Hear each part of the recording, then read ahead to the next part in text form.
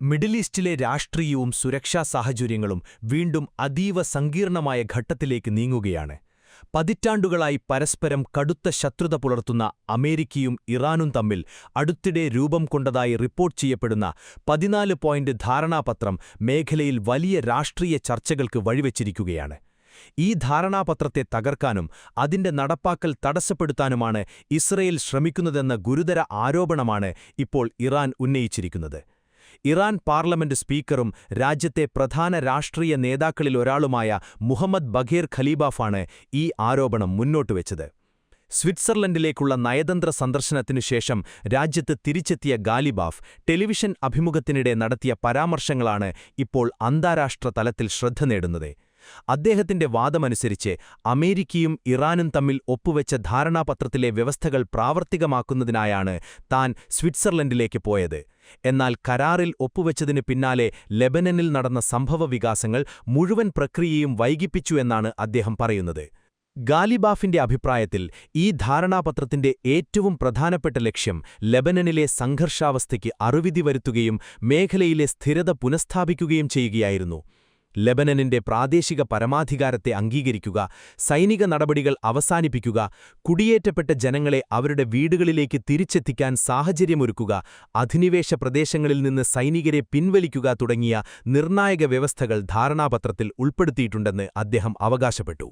ഇത്തരത്തിലുള്ള വ്യവസ്ഥകളാണ് ഇസ്രയേലിനെ അസ്വസ്ഥമാക്കുന്നതെന്നാണ് ഇറാന്റെ ആരോപണം.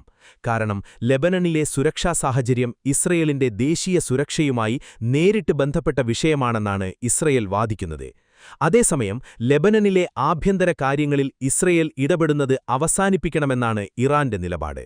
അതിനാൽ ഈ ധാരണാപത്രം അമേരിക്കയുടെയും ഇസ്രയേലിന്റെയും പരമ്പരാഗത നയങ്ങളിൽ മാറ്റം വരുത്താൻ സാധ്യതയുള്ള ഒരു രേഖയായാണ് ഇറാൻ അവതരിപ്പിക്കുന്നത്. ധാരണാപത്രത്തിൽ ഒപ്പുവെച്ചതിനു പിന്നാലെ ഇസ്രയേൽ തെക്കൻ ലെബനനിൽ സൈനിക പ്രവർത്തനങ്ങൾ ശക്തമാക്കിയതായും ഗാലിബാഫ് ആരോപിച്ചു. പ്രത്യേകിച്ച് ചില തന്ത്രപ്രധാന മേഖലകളിൽ ആക്രമണങ്ങൾ വർദ്ധിപ്പിക്കുകയും അടിസ്ഥാന സൗകര്യങ്ങൾ നശിപ്പിക്കുകയും ചെയ്തുവെന്നാണ് അദ്ദേഹത്തിന്റെ ആരോപണം. ഈ നീക്കങ്ങളുടെ ലക്ഷ്യം കരാർ നടപ്പിലാക്കുന്നത് കൂടുതൽ ബുദ്ധിമുട്ടാക്കുക എന്നതായിരുന്നുവെന്നും അദ്ദേഹം പറഞ്ഞു. ഇറാന്റെ കാഴ്ചപ്പാടിൽ ലെബനനിന്റെ സുരക്ഷ ഉറപ്പാക്കാനുള്ള ഉത്തരവാദിത്തം ലെബനൻ ഗവൺമെന്റിനാണ്. രാജ്യത്തിന്റെ പരമാധികാരം മാനിക്കപ്പെടണമെന്നതാണ് ധാരണാപത്രത്തിന്റെ അടിസ്ഥാന തത്വങ്ങളിലൊന്ന്. എന്നാൽ ലെബനനിൽ പ്രവർത്തിക്കുന്ന ശക്തമായ സായുധ സംഘടനയായ ഹിസ്ബുള്ളയുടെ സാന്നിധ്യമാണ് ഇസ്രയേലിനെ ആശങ്കപ്പെടുത്തുന്നത്. ഇറാൻ പിന്തുണയ്ക്കുന്ന സംഘടനയായ ഹിസ്ബുള്ള ഇസ്രയേലിന്റെ വടക്കൻ അതിർത്തിക്ക് സ്ഥിരമായ സുരക്ഷാ വെല്ലുവിളി ഉയർത്തുന്നുവെന്നാണ് ഇസ്രയേലിന്റെ ആരോപണം. അതേസമയം ഇസ്രയേൽ പ്രധാനമന്ത്രി ബെഞ്ചമിൻ നെതന്യാഹു തെക്കൻ ലെബനനിലെ സുരക്ഷാമേഖല സന്ദർശിച്ചുകൊണ്ട് നടത്തിയ പ്രസ്താവനയും ഈ വിഷയത്തിൽ വലിയ ചർച്ചകൾക്ക് വഴിവെച്ചിട്ടുണ്ട്. സുരക്ഷാ ഭീഷണികൾ പൂർണ്ണമായും അവസാനിക്കുന്നതുവരെ ഇസ്രയേൽ സൈന്യം തെക്കൻ ലെബനനിൽ തുടരുമെന്ന് നെതന്യാഹു വ്യക്തമാക്കിയിരുന്നു.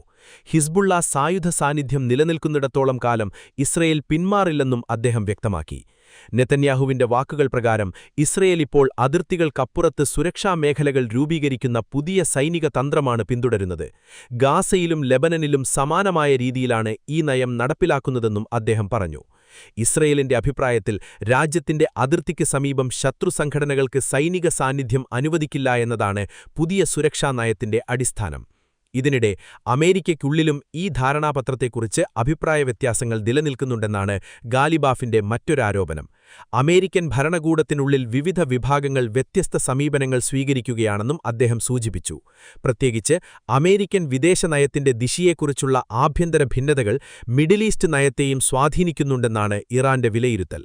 മിഡിൽ ഈസ്റ്റിലെ നിലവിലെ സാഹചര്യത്തിൽ America, Iran, Israel, Lebanon, Hezbollah, Gulf രാജ്യങ്ങൾ തുടങ്ങിയ നിരവധി ശക്തികൾ പരസ്പരം ബന്ധപ്പെട്ട് കിടക്കുകയാണ്. അതിനാൽ ഒരു രാജ്യത്തിന്റെ നയപരമായ മാറ്റം പോലും മുഴുവൻ മേഖലയിലെയും സുരക്ഷാ സമവാക്യങ്ങളെ മാറ്റിമറിക്കാൻ സാധ്യതയുണ്ട്.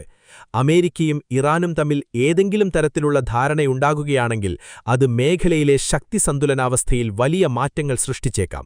എന്നാൽ ഇത്തരത്തിലുള്ള ധാരണകൾ യാഥാർത്ഥ്യത്തിലേക്കെത്തുന്നതിന് മുമ്പ് നിരവധി രാഷ്ട്രീയ, സൈനിക, നയതന്ത്ര തടസ്സങ്ങൾ മറികടക്കേണ്ടിയിരിക്കുന്നു. പ്രത്യേകിച്ച് ഇസ്രയേൽ ഹിസ്ബുള്ള സംഘർഷം, ഗാസ യുദ്ധം, ഇറാന്റെ പ്രാദേശിക സ്വാധീനം, അമേരിക്കയുടെ സുരക്ഷാ താൽപ്പര്യങ്ങൾ എന്നിവ ഈ പ്രക്രിയയെ കൂടുതൽ സങ്കീർണമാക്കുന്നു. എന്തായാലും അമേരിക്ക ഇറാൻ ധാരണാപത്രത്തെ ചൊല്ലിയുള്ള പുതിയ വിവാദം മിഡിൽ ഈസ്റ്റിൽ സമാധാന ശ്രമങ്ങളും ശക്തി പോരാട്ടങ്ങളും ഒരേ സമയം മുന്നേറുകയാണെന്നതിന്റെ ഏറ്റവും പുതിയ സൂചനയാണ്. വരികയാണ്. വരും മാസങ്ങളിൽ ഈ നയതന്ത്ര നീക്കങ്ങൾ ഏത് ദിശയിലേക്ക് പോകുമെന്ന് ലോകം ആകാംക്ഷയോടെയാണ് ഉറ്റുനോക്കുന്നത്.